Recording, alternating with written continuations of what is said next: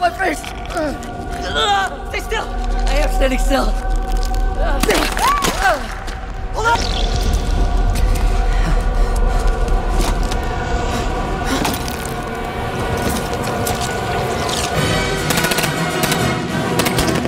Don't move! Stay away from the walls! Coming through! আসসালামু আলাইকুম বন্ধুরা, আজকের পর্বটি সাজিয়েছি এমনই মারাত্মক 5টি পোকা নিয়ে। ভিডিওটি দেখার ক্ষেত্রে আপনার বিবেচনা একান্ত কাম্য।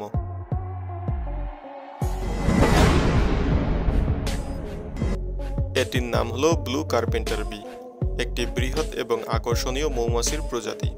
এটি মূলত দক্ষিণ পূর্ব এশিয়ার বিভিন্ন অঞ্চলে পাওয়া যায়, বিশেষ করে থাইল্যান্ড, মালয়েশিয়া, ইন্দোনেশিয়া, ভারত এবং ফিলিপাইনের কিছু এলাকায়। এই মৌমাছি বিশেষভাবে তার উজ্জ্বল নীল রং এবং কাঠে বাসা তৈরি করার ক্ষমতার জন্য বিখ্যাত। এটি খুবই হিংস্র এবং বিষাক্ত।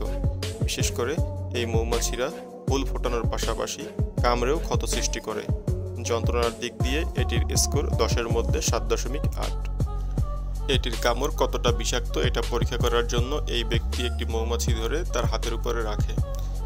মৌমাছিটি কতটা হিংস্রতার সাথে এই ব্যক্তির হাত কামড়ে ধরে আছে এবং হুল ফোটাচ্ছে, এবং মৌমাছিটিকে সরানোর পরে দেখা যায় এই ব্যক্তির হাত থেকে রক্ত বেরিয়ে গেছে এবং জায়গাটি লাল হয়ে গিয়েছে।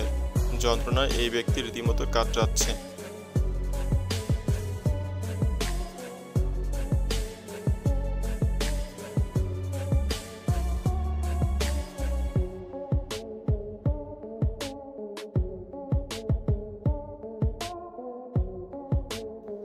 এবং কামড়ানোর 48 ঘন্টা পরে এই ব্যক্তির হাতের অবস্থা ঠিক এরকম হয়েছিল।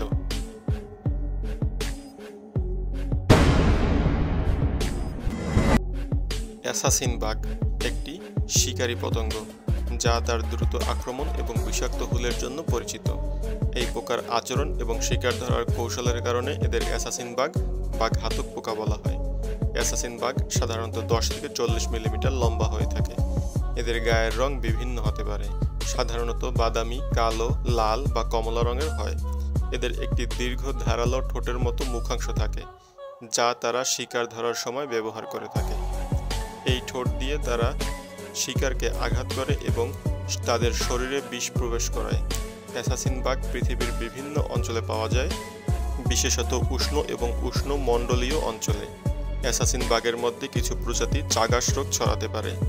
এই রোগটি এক ধরনের প্রোটোজোয়ার মাধ্যমে হয়, যা মানুষের রক্তে প্রবেশ করে এবং হৃদযন্ত্র ও অন্তরকে প্রভাবিত করতে পারে। এটি প্রধানত ল্যাটিন আমেরিকায় পাওয়া যায়।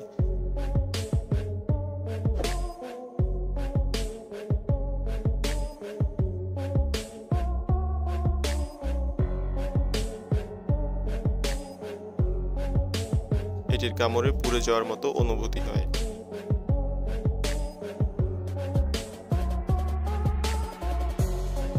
যন্ত্রণার মাত্রায় এটির স্কোর 10-এর মধ্যে 8.1। এটির কামড় খেলে অবশ্যই যত দ্রুত সম্ভব চিকিৎসা নিতে হবে।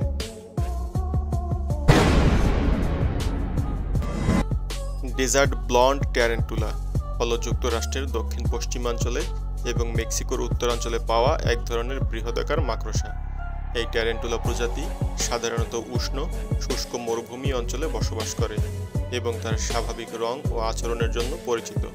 পূর্ণবয়স্ক ডেজার্ট ট্যারেন্টুলা প্রায় 4 থেকে 6 ইঞ্চি পর্যন্ত লম্বা হতে পারে, যার মধ্যে পায়ের দৈর্ঘ্য অন্তর্ভুক্ত। এদের শরীর সাধারণত হালকা বাদামি বা সোনালী হলুদ রঙের হয়, বিশেষ করে স্ত্রী মাকড়সাদের। পুরুষদের গাঢ় বাদামি বা কালো রঙের হতে পারে। ডেজার্ট ব্লন্ড ট্যারেন্টুলা প্রধানত মরুভূমি এবং শুষ্ক পাহাড়ি এলাকায় পাওয়া যায়। এরা সাধারণত মাটির নিচে গর্ত করে বাসা তৈরি করে, যা তাদের শিকার ধরার জন্য উপযুক্ত।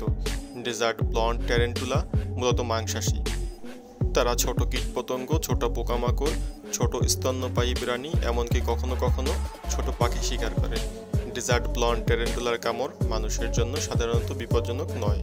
এদের বিষ ক্ষতিকর নয় এবং কামড়ানোর পর কিছুটা ব্যথা এবং লালচে ভাব হতে পারে।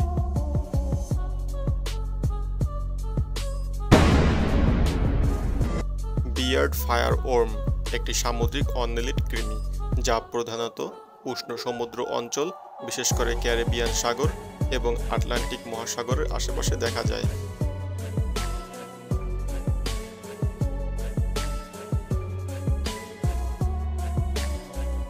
এদের উজ্জ্বল রং এবং দেহের উপরিভাগে বিদ্যমান হুলের কারণে এরা খুবই চিত্তাকর্ষক হলেও এটির স্পর্শ করা বিপজ্জনক হতে পারে। বিয়ার্ড ফায়ারওয়ার্ম সাধারণত 5 থেকে 10 সেন্টিমিটার লম্বা হয়, তবে কিছু প্রজাতি 30 সেন্টিমিটার পর্যন্ত লম্বা হতে পারে। এদের দেহ উজ্জ্বল লাল, কমলা বা সবুজ রঙের হতে পারে। এর পাশাপাশি দেহের পাশ বরাবর সাদা বা হলুদ রঙের শৃঙ্গের মতো প্রোটিনযুক্ত হুল থাকে। বিয়ার্ড ফায়ারওয়ার্মের দেহ সেগমেন্টেড, প্রতিটি সেগমেন্ট থেকে সাদা বা হলুদ কাঁটা বা শুঁড়ের মতো অংশ বের হয়, যা স্পর্শ করলে বিষাক্ত প্রতিক্রিয়া সৃষ্টি হতে পারে। এর দ্বারা কখনো আক্রান্ত হলে আক্রান্ত জায়গার উপরে কষ্টেপ লাগিয়ে সাবধানে হুলগুলোকে তুলে ফেলতে হবে।